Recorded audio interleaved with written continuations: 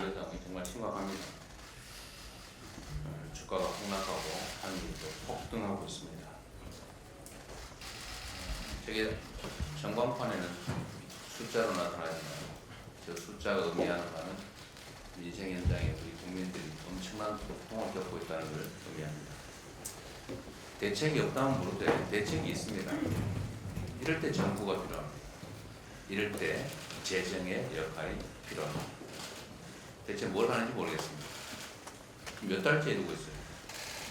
추경하자, 또 하겠다, 검토하겠다 한 지가 지금 몇 달째입니까? 제가 최상목 부총리 쪽으로부터 내가 들은 바로는 재정 조기 집행을 해보고 1분기 지난 다음에 추경을 해보겠다는 얘기를 제가 1월 달쯤에 들었습니다. 그리고 그 후에 한국은행도 추경이 필요하다고 했고 또 정부에서도 추경하겠다, 또 검토하겠다 얘기를 했습니다. 그런데 소식이 없어요. 대체 뭐하고 있습니까?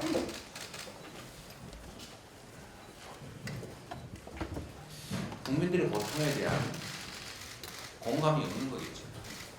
모르는 거겠죠. 숫자만 쓰다 보니까 아무것도 아니겠죠. 또 국민의힘도 마찬가지입니다.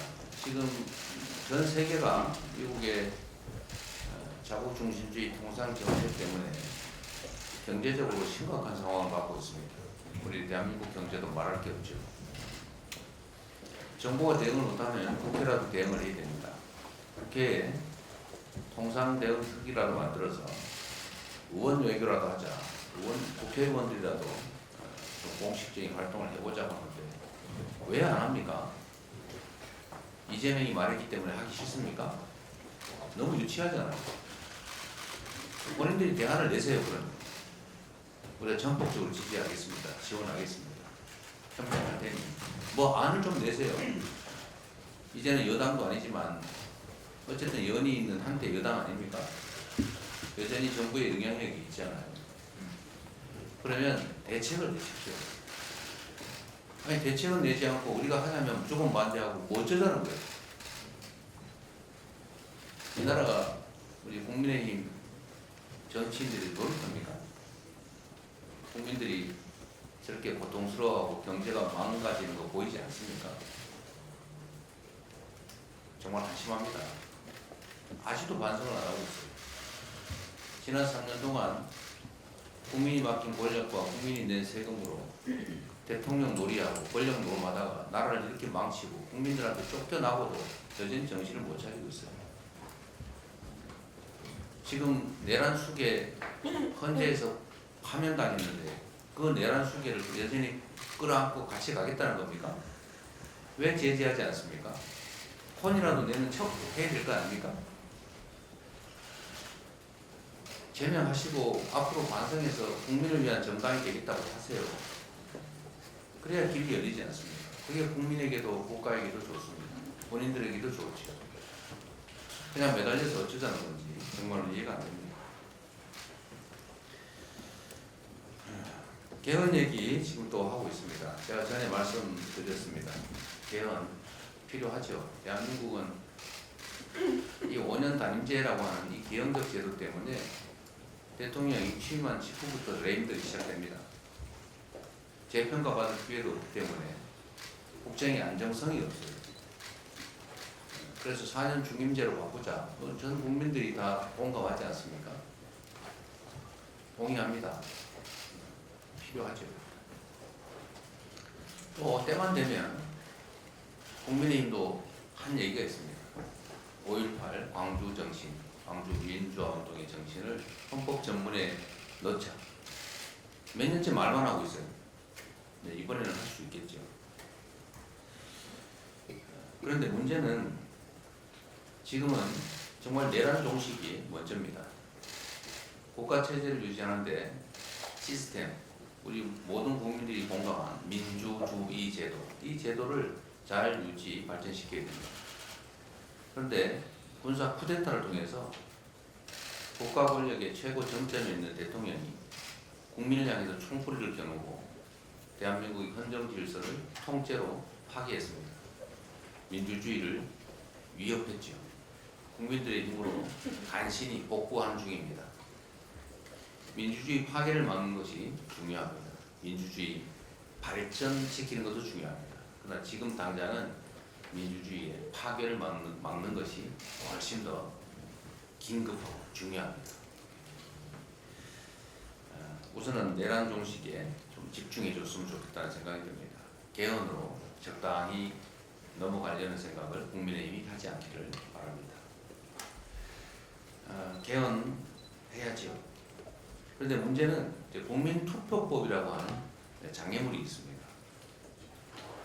지금 현재 국민투표법상으로 사전투표가 허용되지 않기 때문에 동시에 이 개헌을 하려면 헌법 개정안에 대해서는 본투표일에만 할 수 있고 사전투표하는 사람은 사전투표장에서 개헌투표를 할 수가 없습니다. 그렇게 되면 과반수가 안 될 가능성이 매우 높죠. 그러면 국민투표법을 개정해야 되는데 이게 또 시한이 있어요. 거의 이번 주 안에 처리가 되지 않으면 실질적으로 60일 안에 대선과 동시에 개헌을 하기가 물리적으로 불가능하다고 합니다. 최선을 다해서 국민투표법 개정을 해보도록 노력하겠습니다. 만약에 국민투표법이 신속하게 합의돼서 개정이 되고 시행이 된다면 개헌이 물리적으로는 가능하게 되겠죠. 그런데 이 개헌 문제를 가지고 일부 정치 세력들이 기대하는 것처럼 논점을 그리고 내란의 문제를 이 개헌 문제로 덮으려고 하는 그런 시도를 하면 안 되겠습니다. 그러나 5.18 정신, 광주 정신을 헌법 전문에 게재하는 문제, 또 계엄을 요건을 강화해서 함부로 남용해서 친위 군사 쿠데타를 할 수 없게 하는 것, 이거는 국민님도 반대하지 않을 거라고 봅니다. 광주 5.18 정신 역시 권력자들에 의한 친위 쿠데타를 역사적으로 경험한 우리 국민들이 그 현장에서 싸워서 이겨낸 그야말로 민주주의의 핵심 정신이라고 하겠습니다. 5.18 민주화 운동에 관한 5.18 정신, 그리고 개헌 요건 강화 정도는 국민투표법이 개정이 돼서 현실적으로 개헌이 가능하다면 곧바로 처리할 수 있을 것 같습니다. 내란 종식, 내란 극복을 지금 당장 중요한 과제를 추진한다는 측면에서 할 수 있는 일이라고 생각됩니다. 그 외에 대통령의 4년 연임제 또는 중임제, 또는 감사원의 국회 위반, 또 국무총리 추천 문제, 추천제 도입, 또 결선 투표제, 지자치분권 강화, 또 국민의 기본권 강화, 이런 것들은 매우 논쟁의 여지가 커서 실제로 결과는 못 내면서 논쟁만 격화되는, 또 어쩌면 국론분열의 원인이 될 수도 있습니다. 이런 복잡한 문제들은 각 대선 후보들이 국민에게 약속을 하고 대선이 끝난 후에 최대한 신속하게 개헌을 그 공약대로 하면 될 것 같습니다. 결론적으로 말씀드리면 지금은 개헌도 중요하지만 민주주의, 더 나은 민주주의도 중요하지만 민주주의의 파괴를 막는 것, 민주주의, 파괴된 민주주의를 회복하는 것, 내란 극복이 훨씬 더 중요한 과제다라는 점에 초점을 맞춰주시길